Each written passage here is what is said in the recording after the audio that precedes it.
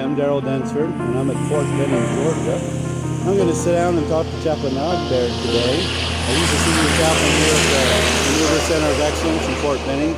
We're going to hear a little bit about his story and hear what he has to say. So I hope you'll stay tuned and listen in on another episode of Chaplains and Chapels Drinking Coffee. Yeah, they did bring, there is tea. Here's a mug. I think one of these is tea, isn't it? Will that work? This is black tea, right? Yeah. Okay, that's good. And here's a mug for you. My gift, it's a Chaplain Kit mug, Okay. my website. Okay. So just a little thank you for... Okay, that's okay. So this one, you put it this way, right? Yeah, right. I have to fill it with water. Well, you can go ahead and... Yeah, and you just press it. What? There's water already in there? Yep. Okay. Yeah, they did it. The chaplain, or Sergeant Shanta, helped me out. Yeah, I stopped by. He's a good guy. Yeah, he is. Now, did you watch any of the videos that I sent? Not yet. Okay, and that's okay. Yes. So let me explain what we do. I capture a lot of footage, Okay. but we just talk. Okay. You know, it winds up being kind of like an interview, Okay. No, but then anything you don't want, if you say something and you think, no, I shouldn't have said that, just say so. Because my goal here is to be positive. I'm not trying to do any gotcha. I have nothing to have. But if you go through, if you say something, you say, well, let me say that over. That's okay too. That's okay. But just give me a few seconds. Just pause. Okay. Like say, let me start over, and then give me about 5 seconds without saying anything. Then I can edit it in. That's good. So, That's all it is, right? Yeah, that's it. And that, Okay, I think we didn't measure the cup right. I'm sorry. I think we didn't measure the cup right. Yeah. Let me put some You add the stuff to it, huh? Yes. The sugar, that is the sweet, yeah. They don't give you any calories. That's what they say. That's good, right? Yes, sir. That's what they say.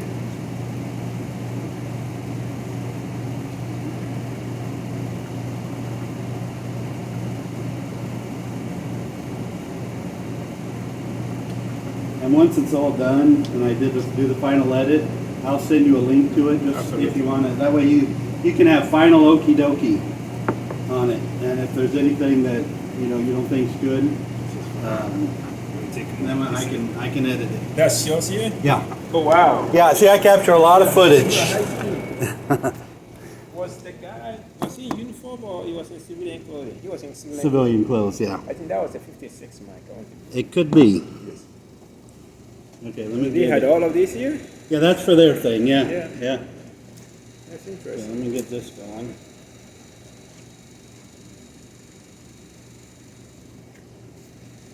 Okay. I don't know how many people they have. This is for you too? No, I've got one here, and that's for you. And you don't have to do. What is that? That's a microphone. Wow. I have to, so this thing, I have to invest in this. These are real nice because they transmit. It's got a receiver that I plug into the camera, but also it records. But this is a video camera, right? Yeah, that's a regular video camera. Right. And this one's just my phone because I like redundancy. Right. So that I have multiple video and multiple audio. So It's your own light. right. So that helps a lot. I have to invest in that. I need to get some information. That's your stuff there? Yes, sir. Because Wow. I've got I think with the website. You have, you seem to have interest in photography. I'm sorry. You have interest in photography. Some. I mean, my big thing is the chaplain history, Yes. like I mentioned in the email. Right, yes.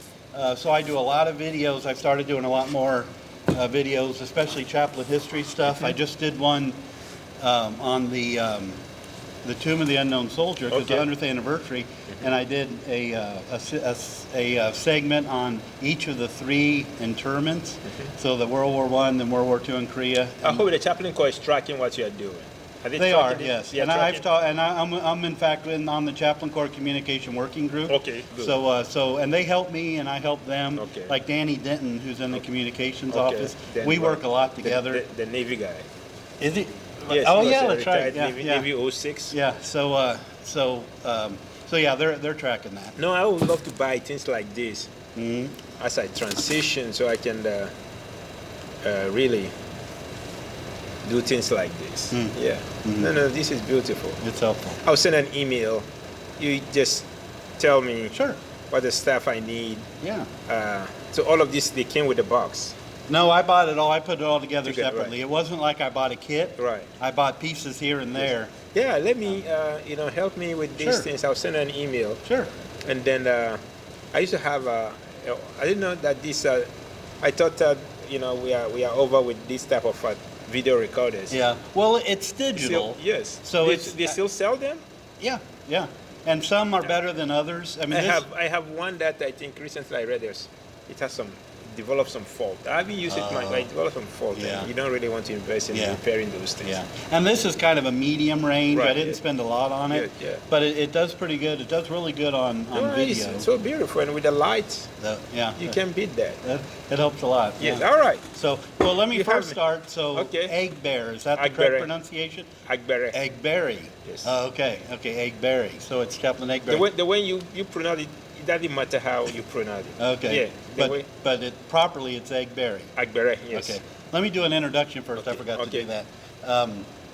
This is Daryl Densford. I'm at Fort Benning, Georgia, and we're at Main Post Chapel. And today I'm having coffee with Chaplain Agbere. So sir, Yeah. thank you for being here today. I appreciate it. It's a pleasure, absolutely a pleasure. Good. And thank you for doing this. Just learning what you are doing really gives me hope for the call. Well, good. I enjoy doing it. So, Absolutely. and it's helpful when I have people like you who are willing to help me. Absolutely. And drink coffee with you, right? Right. All right. So, because it is, of course, chaplains and chapels drinking coffee. Right. So now, for the full disclosure, Chaplain Agbere, did I do that right? Yes. Agbere. He's drinking tea, but that's okay. We'll let that go. All right. Well, let me first. You're obviously. Well, let me ask. Where do you come from? Where does your family come from? All right. So I'm originally from Ghana, West Africa. Mm-hmm. So yes, moved here sometime 1995 Okay. when I moved to the U.S. from Ghana, West Africa. 1995. Okay. So So I'm it was 26 years now. okay. So was it an interesting story getting here, or just you decided to come to the United States? I had the opportunity to come here and explore this great country. I won what we call the visa lottery. Oh, okay. Yes, so I was actually, I just got out of college and processing to become a chaplain in the Ghanaian army. Okay. Then I won the visa lottery, and America was the great country everybody wants to go. The land of opportunity, right? Mhm, right. I said, okay, let me also go and explore. So I came here exactly on 29th October 1995. 1995. I left my home country on 28th, 6 weeks after getting married. Oh. Flew here, arrived in New York. So did your wife come with you? No, she didn't come with Oh. me. Actually, I was here for 5 years before she joined me. 5 years? All these, processes and anyway. So I landed here 29th. Very cold day, and coming from Africa where Very we warm. don't mess with the cold. Right. Yeah, or cold doesn't mess with us. So it was an interesting day, Oh, I bet. Right. and a very fruitful journey so far. Oh, well, good. So are you now a United States citizen, or still? Oh, I have been a citizen for a while. Oh, okay. Yeah, so I've been citizen more than 20 years now. Oh, okay. Yes. Okay. Let me pause just a second. I want to Okay. make sure our sound is good. All Can right. you just say something? Anything? All right, doing great. Okay, it's good. I just want to make sure everything was working well. Okay, that's good. So you said it was about 5 years before your wife was able to join you? Absolutely. So when I was first coming, I mean, this is my first time here, so I wasn't going to bring my family. I don't even have where to live, right? Right. A friend was happy to accommodate me. Definitely, I'm not going to bring my family Right. to a friend's And stay with a house, friend. right? So, but when I was getting ready to bring my family, I have to go through a whole process, immigration process, and that not only took a while, it took a toll. But finally, she joined me when I was at Fort Sill, Oklahoma, during my first assignment. Oh, okay. Yes. Okay. Let me, this noise coming in here too. Okay, yeah. I usually get about an hour. Okay. An hour of footage that I whittle down to 30 minutes. Okay, that's good. But anyway, so Fort Sill, so you were already in the United States Army then when they came? No. Oh. Yes, I was in the U.S. Army when they came. Okay. But when I first came here, You weren't. I only had a Yeah. green card. And it's a very interesting story, right? So I showed up. I was a teacher by training. Or I'm a teacher by training. Oh, okay. Yeah, I was, when I did seminary, often when you do Islamic seminary, you are doing seminary work to teach. Okay. Be a teacher, in addition to being a religious leader. So, so I was a teacher by training when I arrived Okay. in the U.S. So the first thing I did was to go look for a job as a teacher. So I went to teach at high school in New Jersey. I was in New York, so I'll commute to New Jersey. It was a cultural shock.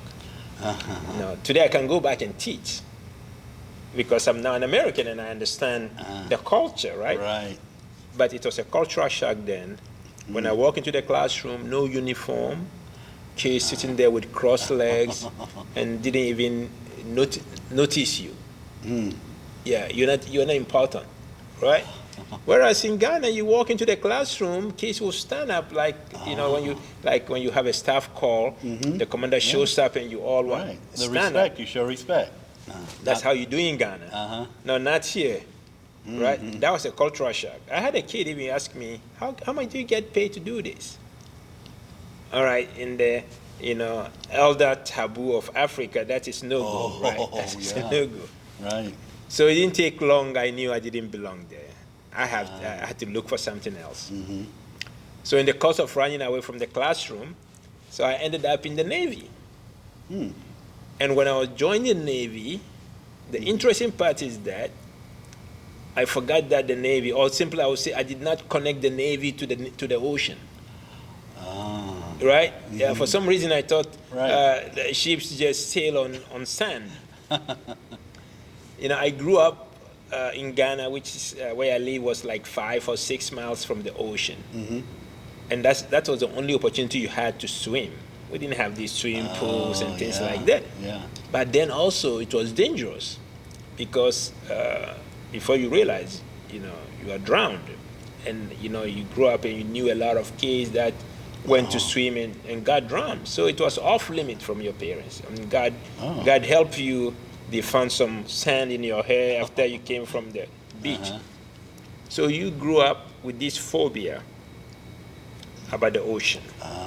Hey, no, you don't go there because you will likely die. Right. So you never learn to swim. You stay away. I mean, even in Africa, we had tribes that are good at swimming because they are fishermen. Right. So you don't mess with that. And then I joined the Navy, and again I played. I mean, when it comes to running, that comes natural for us. Right. You play soccer. You do a lot of running. Right. So running is the easiest part. So we started a boot camp. The first 2-3 weeks, you roll in because the running is so easy. Like, man, Chaplain Agbere, you can run.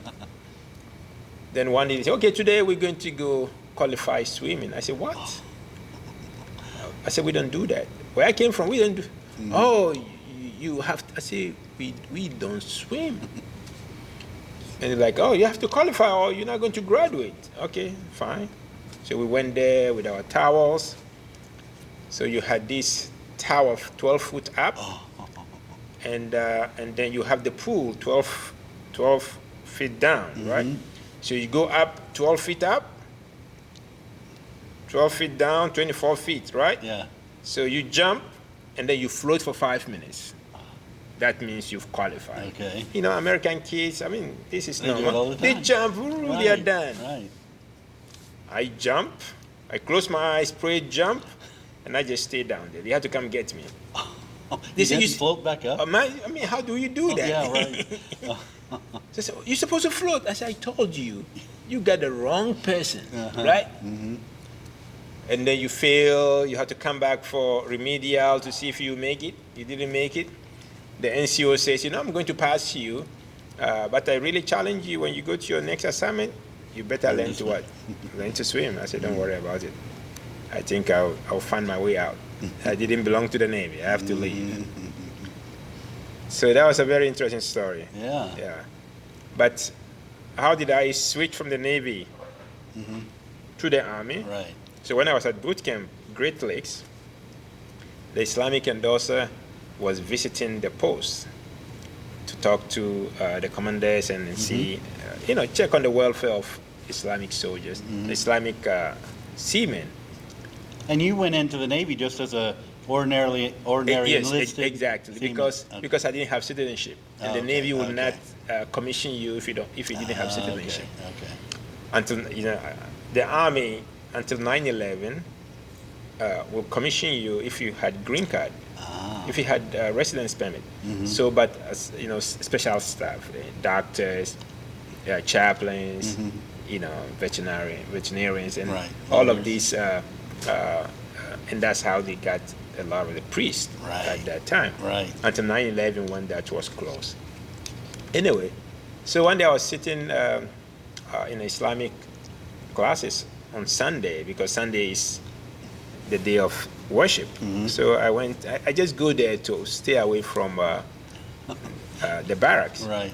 But I was a religious leader sitting back there.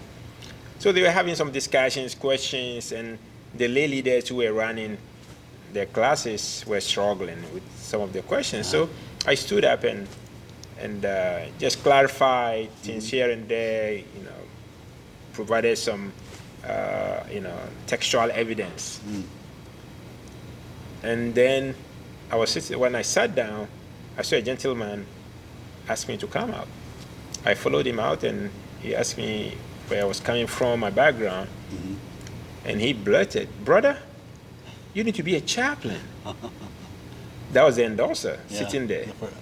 Right. Coincidentally, the endorser was there that very day. Right. Absolutely. So that's how my journey began until I got into the Army. Right. Okay. So you were able to get out of the Navy then, I guess. Yeah, so I spent 1 year, 1 month, 15 days in the Navy. So when I reported to my my ship, which is San Diego, California. Okay. Right. So funny, the day I checked, the day I signed in, the ship was just returning to shore that day. So it was on a Friday like today. So reported on my boat and made the EXO and just process. And funny, before they left the boat that night, because I was going to live on the boat, right? So when my NCO was going to leave the boat that night, he gave me some study sheet, some study booklet. So you need to study this because Monday we're going to have a test before our command inspection. So in the Navy, when they did command inspection, you take a test to basically evaluate your intellectual skills, your book skills before your technical skills. Okay. So they gave me that booklet to study. So come Monday, I was E3.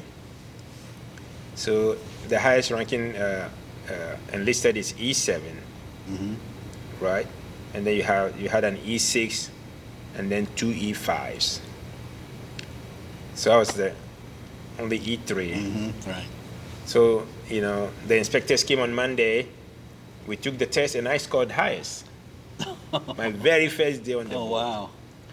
So all of a sudden, they realized probably this guy did not belong here. That's another, immigrant who just showed up, didn't know what to do, and just joined us here.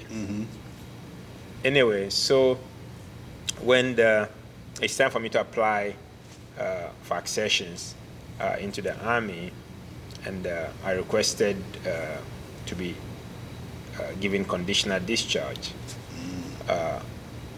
So the commanding officer was shocked. He said, "Man, if I'm qualified to be a chaplain," because he's seen some good work from me. Yeah. Right? He's this seaman really is doing some great work on the boat. So I mean, if he's qualified to be commissioned, why wouldn't the Navy commission? So when he inquired, the Navy says, "No, we cannot commission him because he's not a citizen." The Army says, "No, we will commission him," right? Because he has resident permit. So the commander was shocked. the same U.S. military. Right. One will commission, one will And not one won't. commission. So he said, Seaman Agbere, I'm going to grant you conditional discharge. If the Army picks you up, I'll let you go. And lo and behold, the Army picked me up. And actually, he did my commissioning on the boat. Really? Yeah, Oh, wow. he arranged for my commissioning on the boat. Oh, neat. And invited the media. So I still have a copy of that in my office. Oh, neat. Absolutely. So that's how my journey Okay. transpired. Okay. So when was that? Then what year did you come So in the that Army? was 1997. Okay. Okay. Yeah, so I joined the Navy 1996. So I came here October 95. 6 months later, I joined the Navy. And then 1 year, 1 month, 15 days later, I joined the Army. Okay. Okay. Yeah. So then went to Chobik. Went to At Chobik Jackson. 97. Yeah. Then went into the reserves to complete my master's for 2 years, To complete your what? master's degree. Oh, okay. Right. Okay. So, and then came back active September 24th, 1999. Funny, I was here at Fort Benning, I think July, August 97, doing my practicum, right? So I was a second lieutenant Right. here at Fort Benning, that time period. And then I was picked for active duty whilst I was doing my practicum here. So I left Fort Benning here as second lieutenant, right? And then reported September 24th to Fort Sill, Oklahoma, first lieutenant, Okay. chaplain. Then I returned back to Fort Benning 19 years later as the senior command chaplain, 06. Right. So that is why it's good to retire here. Yeah. Right. The journey began Where you here, started. Right. and it's going to end here, Yeah. God That's willing. neat. So when do you retire? Next year. Ah. Okay. Yes, next year. Wow. Well, that's neat. Hopefully, if I'm alive. That's Absolutely. neat. Yes. So you said family. You've got a wife. How many children do you have? I have 6 kids. Wow. Actually, they just left here in July because as part of the preparation to retire, because we're going to retire back in Ghana. Ah. Yes, we want to serve the Army. Want to continue to serve the Army in a different capacity in Ghana, where the Army has been very generous to us, provided me a lot of skills, a lot of knowledge set, and all of that. So I'm going to take it and share it with people who didn't have that opportunity. So in that way, I'm still serving the Army, Right. because I will always tell them where I got those skills from. So God willing, next year when I retire, I'm settling back in Ghana to engage in a lot of non-profit work and see how best, again, whatever we have enjoyed here, whatever we have gained here, to share with the less privileged. That's neat. That is my way of continue to serve the Army. Right. That's neat. And then whenever one day any chaplain shows up in Ghana, I'm in the capital. I can assist. Yeah, that's good. Absolutely. So do they speak English in Ghana? No. Yes, so Probably English not. is the official language in Ghana. okay. Remember, so in African countries, they were colonized by different That's European right. countries. Right. So depending on your colonial power, their language becomes the official language. Okay. Right? And to some extent, it does serve some purpose, because if you go to Africa, like you go to Ghana, you have all these different languages, a lot of languages. So it is not always easy to have, the local language that serves as the lingua franca. I mean, why my language and not your language? Right. So so the English language or the colonialist language becomes more like a unifying factor. Nobody can claim it's their language. Right. So it's easier to make that the official language. If you should choose my language, then the other guy says, why his not? language? Yeah, What makes right. his language more? Right. Even though it's obvious which language probably is more popular, easy to speak, right? But Still. it's not always the case when it comes to how we feel about our individual tribal languages. Yes, that makes sense. Yes. So is it not viewed as since it was a colonial language, is it not viewed in a negative light because it No, was no, no. It's a unifying. I mean, it is the language of instructions. Yeah, Again, education you study through the same language. English, So okay. no, it's not seen that way. Yeah, I think it's okay. more a unifying Yeah. factor. I That's think East Africa has done well to have Swahili serving as a national language for a lot of the countries over there. Right. I think West Africa has not been successful in that way.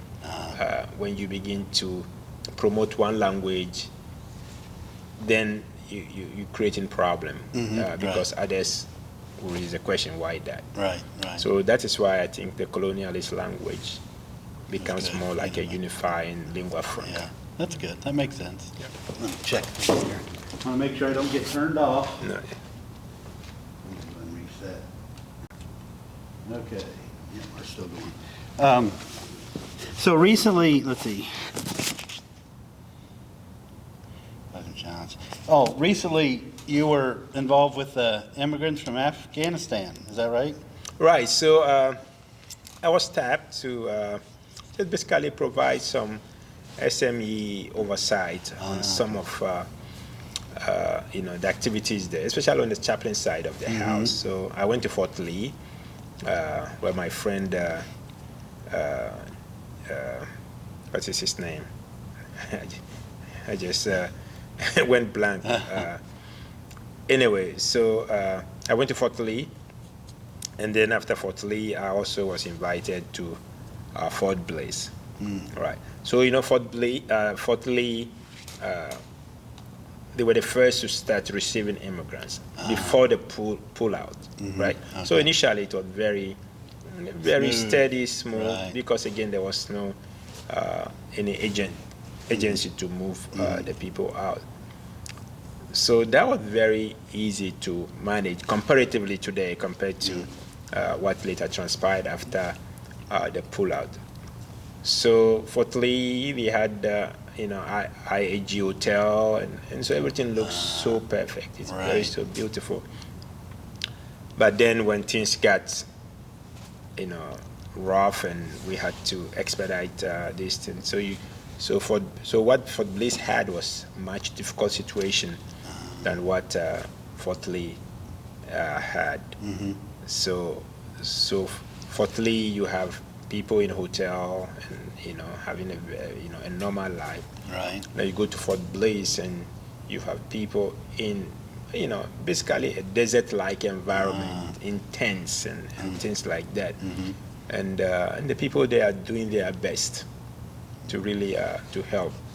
So all I did was just as an outsider to see what is going on, and then to provide some tidbits, some advice here and there, how to make things better. Again, my goal when I go there is to see, okay, what's the strategic goal of Right. what we do? Because often we just look at the operational and the tactical, right? So just imagine people from that world who often view us here in America as anti-religion, anti-Islam, and all of those things, right?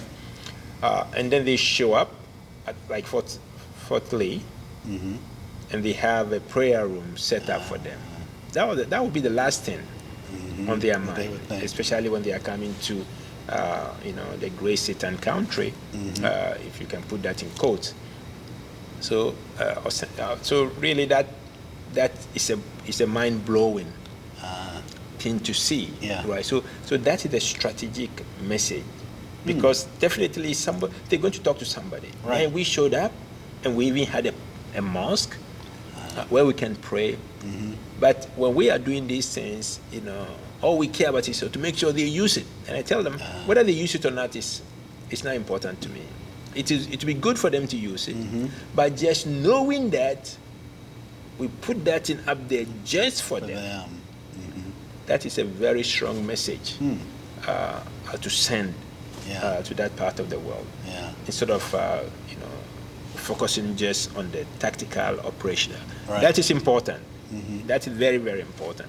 But we always have to have at the back of our mind what is the strategic piece to that. So that is what I think I draw their mind to. So they should not feel that, oh, we put out this tent and nobody's using it. That is fine. But we just have to have that message operation for them to know that there is out there. So they get it, that this is for them, and it is drilled in their mind that, they have been provided all of these things. Yes. They know they'll be given food. They know they'll be given place to sleep, but that they'll have a prayer space. It's not something that, so they'll tell, they'll even wonder whether they're going to be allowed to pray, probably, right? Yeah, you can have all these scenarios. Right. But just knowing that, they provide us a place to pray. They are likely to call somebody where they came from to say, hey, they provided us a place, they provided a prayer area, then they provided us food, because they know food is no matter, we can't leave them hungry, right? So so that is what I did out there. That's neat. Yes. That's good. So you're here as the MCO senior chaplain. Is that the official title? Yes. Because this is part of it's kind of still confusing, isn't it, the way that's set so up? you have what you call the senior chaplain, this program that the chief of chaplain implemented. Here we used to have just the garrison chaplain. Right. And now the garrison chaplains used to be. Now you had the 06 used to be the garrison chaplain and had a deputy, right? But then when we came up with this senior mission command chaplain. Okay, so if you look at the way our TDAs used to be structured, especially at the garrison level. So you have, for instance, a division post. Right. A division post, like Fort Riley or Fort Carson, right? So you have an 05 who is a division chaplain, right, working for a 2-star, right, commanding general, who is the senior mission commander on that post. right. And you have the 06 chaplain working for an 06 garrison commander, right? And then the lieutenant colonel has all the assets. Right. He had all the UMT assets. Right. So it was just a kind of backward way of having a TDA. Right. So what the chief of chaplain's office, beginning with Chaplain Hurley and then Chaplain Soldier, is to correct that. To correct that. But you see, division chaplains had a different setup compared to COE. I'm saying division posts had a different setup compared to COEs. Right. So when you come to COEs, actually, the COE proper never had a chaplain slot. There was no chaplain on their TDA. Right. So even as a senior mission command chaplain, I'm still on the MCOM TDA. Okay. Right. So, but I'm the senior chaplain who now works for the CG, the commanding general. Then the lieutenant colonel that used to be the deputy now is the garrison chaplain, working for the garrison commander. Right. So until this change, basically the CG had no chaplain. So he had no one to advise him on religious support and anything that has to do with what we do. Okay. Right. So I think I'm the third for Fort Benning. I think it began with Chaplain Schaefer, then Chaplain Chaplain Hart came after him. Then I came after Chaplain Bob Hart. Right. Okay. So what's a day in the life of the senior chaplain like? It depends. Oh, sure. You get up in the morning, you don't know what shows up in your inbox, right? You don't even know that you're going to send something in my inbox. Right. Yeah, so there are meetings you attend. The most important ones are the ones that has the CG's interest, right? So you attend those meetings, working groups, but most importantly, you are the chief of chaplain's representative here at Fort Benning. So anything religious support, when the chief of chaplain picks up his phone, he calls you. So you have all these brigades out there because here at Fort Benning, we have TRADOC units, Right.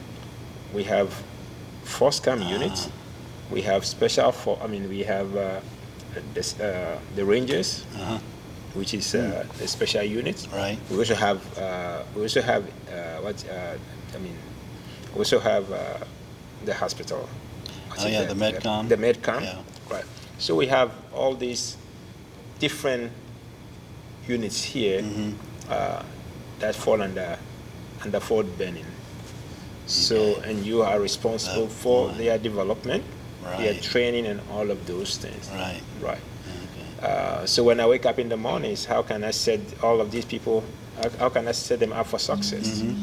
Right. Right. And I tell them all the time, what do we do to set you up for success?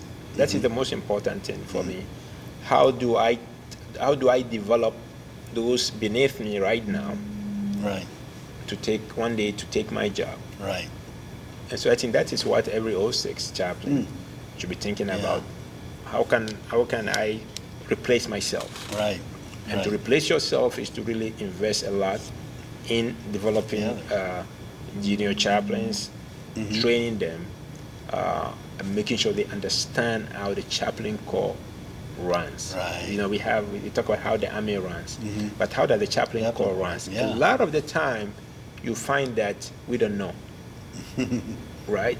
Coming up, I can tell you, I did not know how the chaplain corps ran until I ended up in the chief of chaplain's office as a staff officer. Right? And I think that is some of the shortcomings or defects that the chief of chaplain is doing. They are doing very well to correct. Right. That is why we have this new assignment system and things like that. Because chaplains should know how the corps works, so that tomorrow when they are put in a position, they know how to manage those who work for them. Right. Absolutely. Right. Okay. I know in years past there's been some tension between like garrison and the units and what they ask them to do and all that. Do you think the way this setup is now with the senior chaplain that kind of helps that? I think that not necessarily.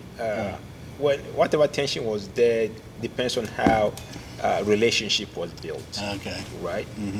I have no illusion that these units also report to different higher commands. Right.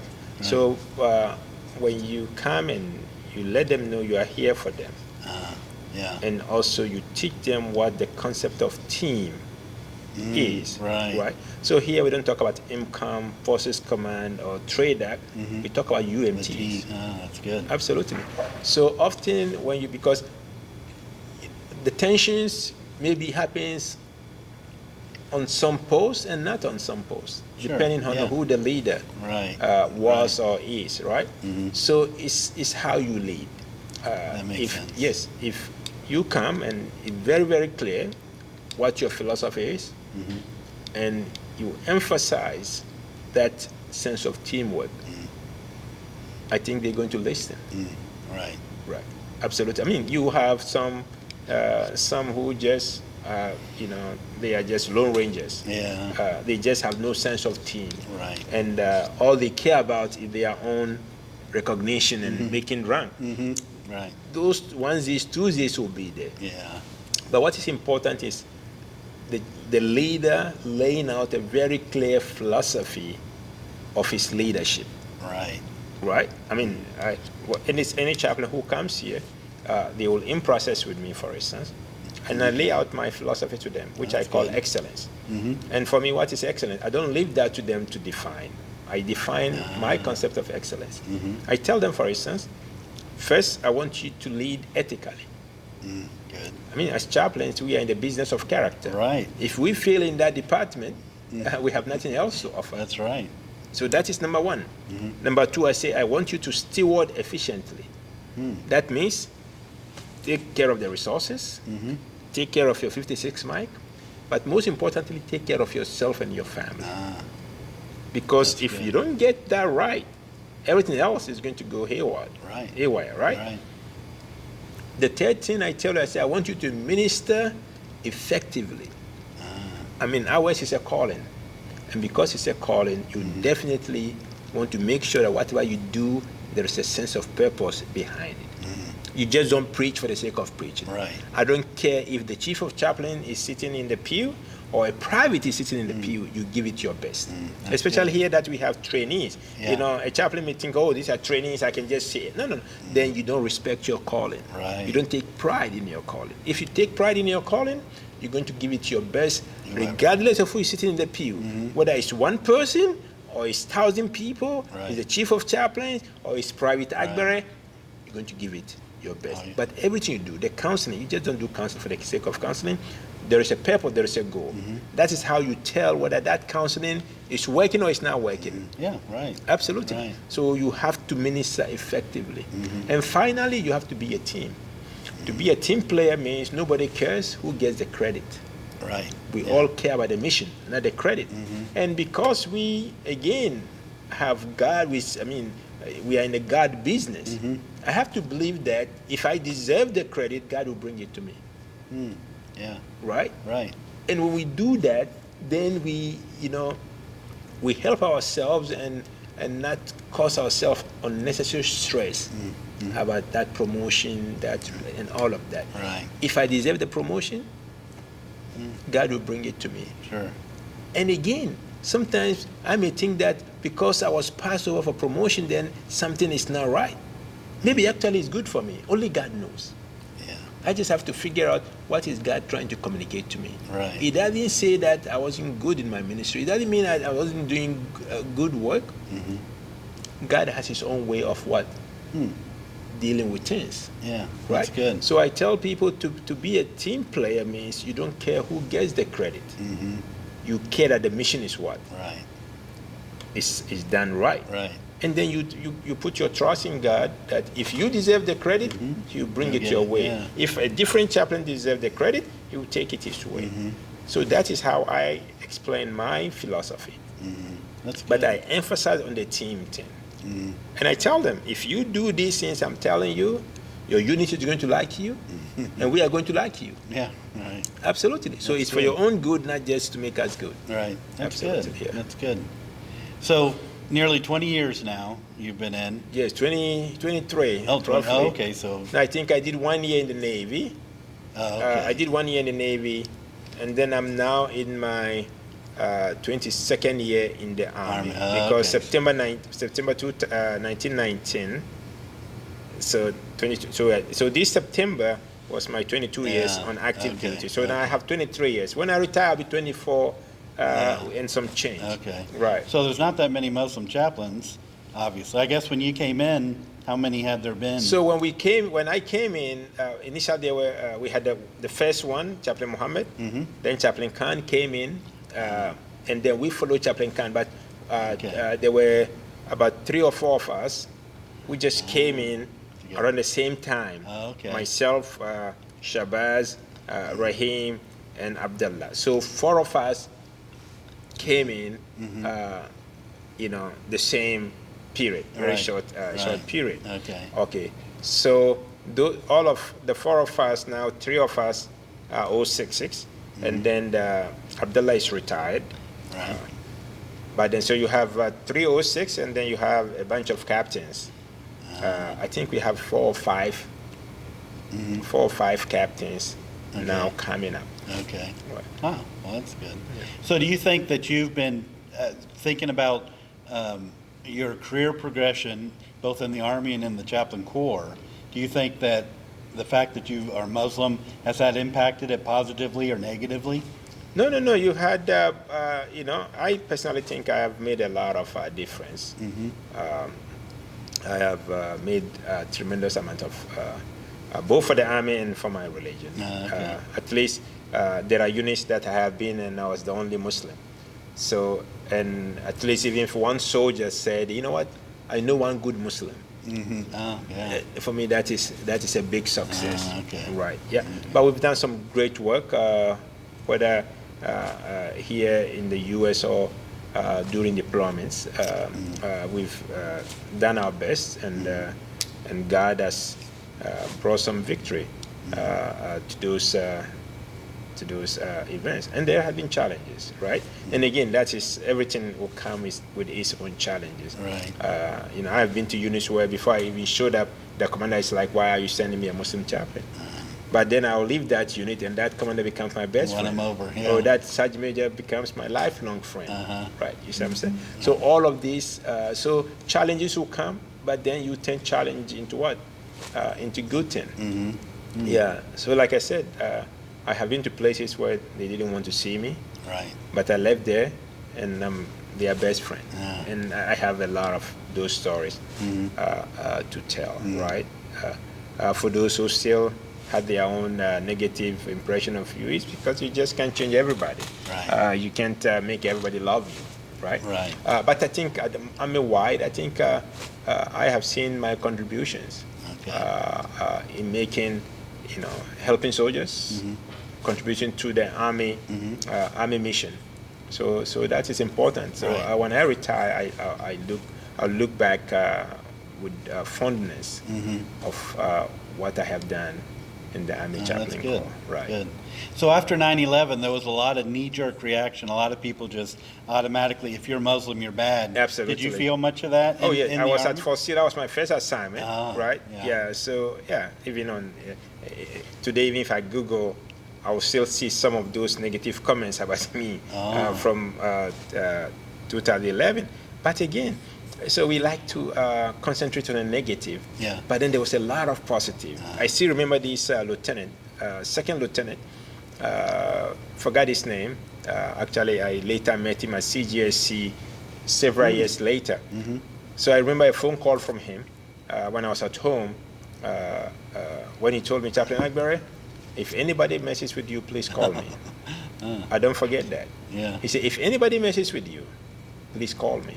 And the reason why he did that, because he's got to know me. Yeah. Right. He knew I'm a good person. Right. Right? But he understands that, again, this is not about Islam, but about people doing what they wanted to do.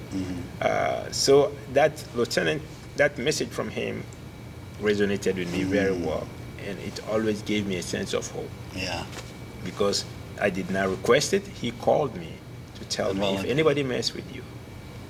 I can tell you, I've had, it's so funny, you'll be surprised that sometimes you've had all this support from, you know, your regular Army folks, that even from the UMTs, right? There are some good people out there. Yeah. And so I like to celebrate the good things instead good. of concentrating on the negative. That's good. Absolutely. That's good. Great. Let me see. How are we doing on?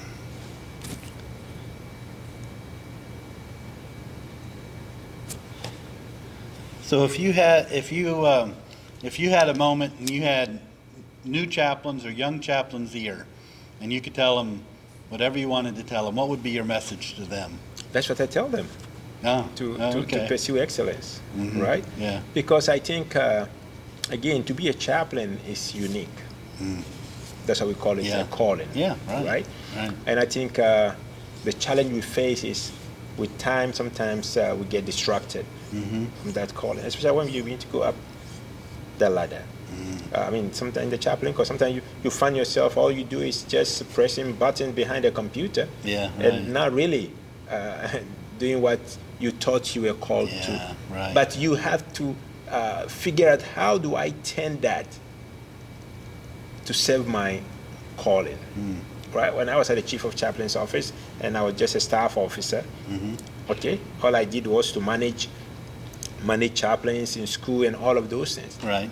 But I took the time to figure out, how can I turn that into a mission that is serving my calling? Yeah, right. So if I can call a chaplain and sell the idea of going to school to become a better person, so I'm still serving my my calling.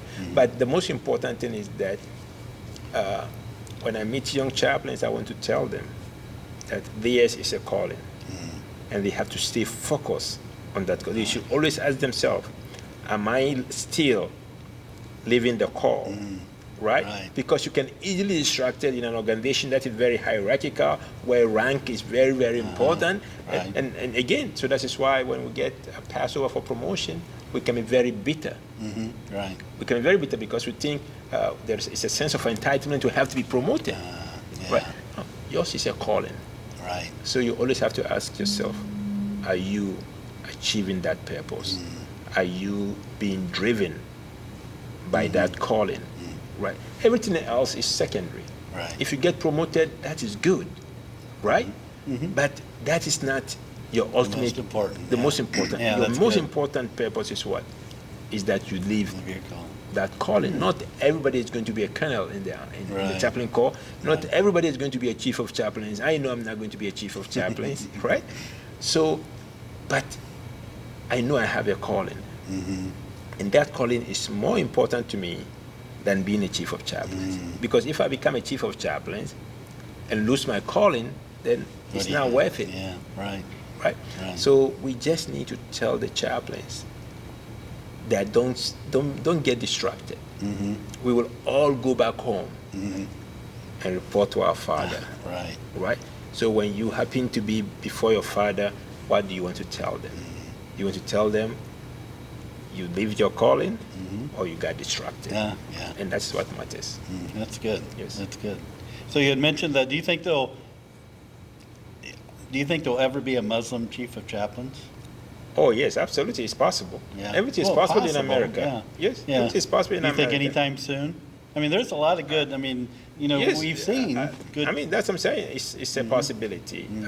I mean, that Muslim chaplain has to prove that they are ready for. Sure.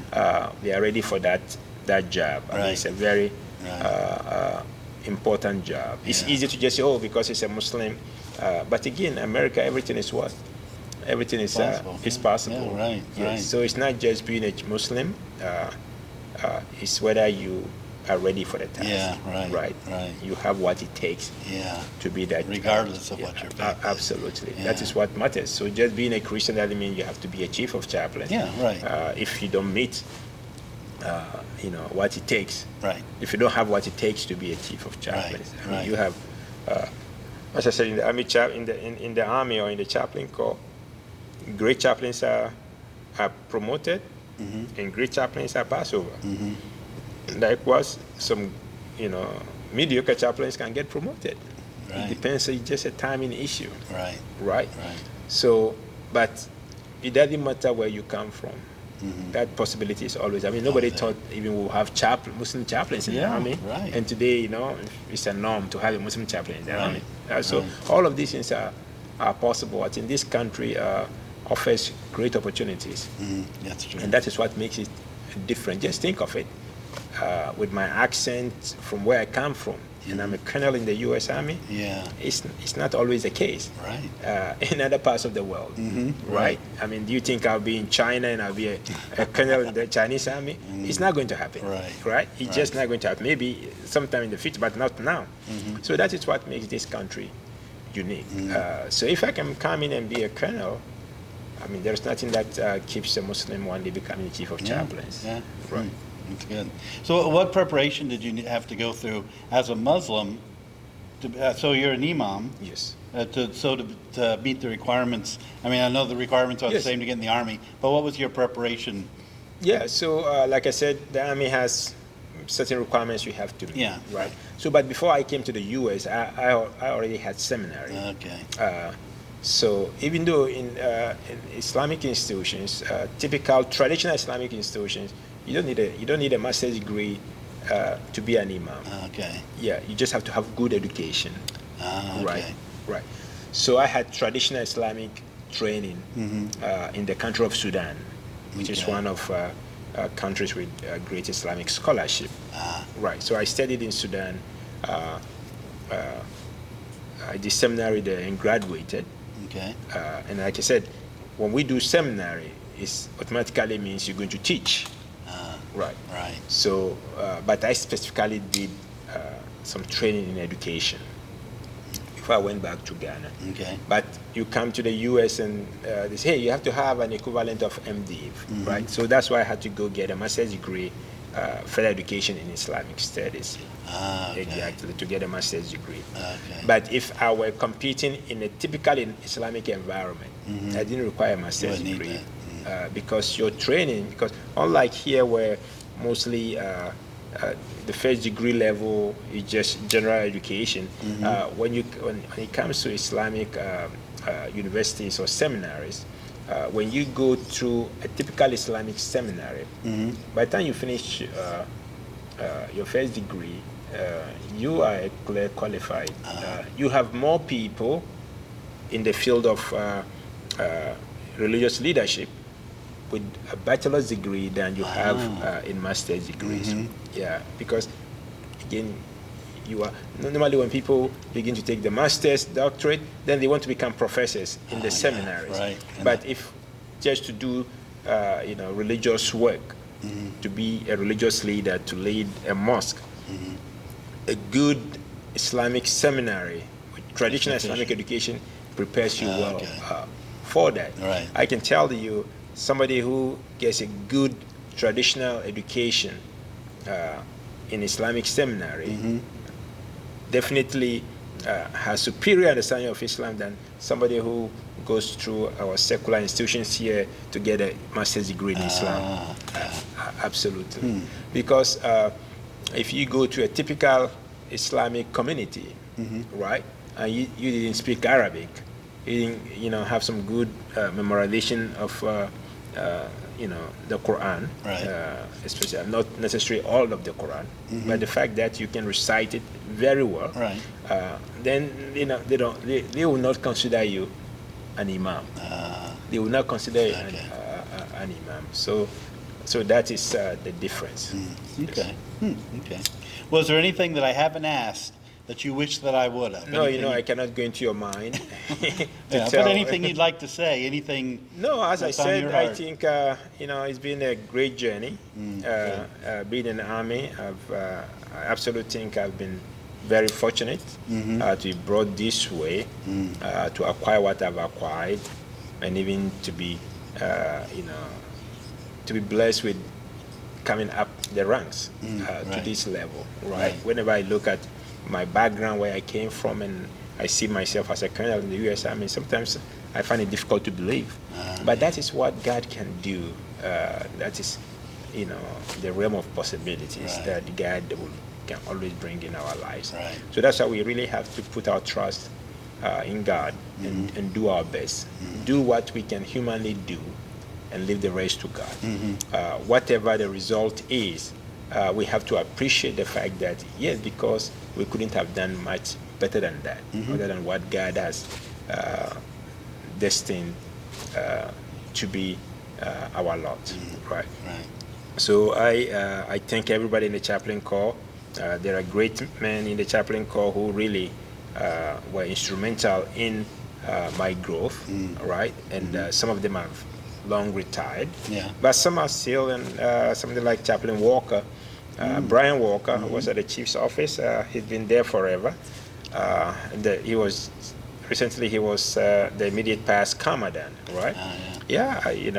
He did some great work on me. Definitely a good supervisor to have, right? So there are people like that I always want to give credit that's good. for where I am today. I don't think I'll be 06 without Chaplain Walker. I think he did invest in me a lot. And again, that also speaks of possibilities. Right? You have, and again, one of the great things of the Chaplain Corps, he's a Christian, I'm a Muslim. But he didn't look at me as a Muslim. He looked at me as a human being.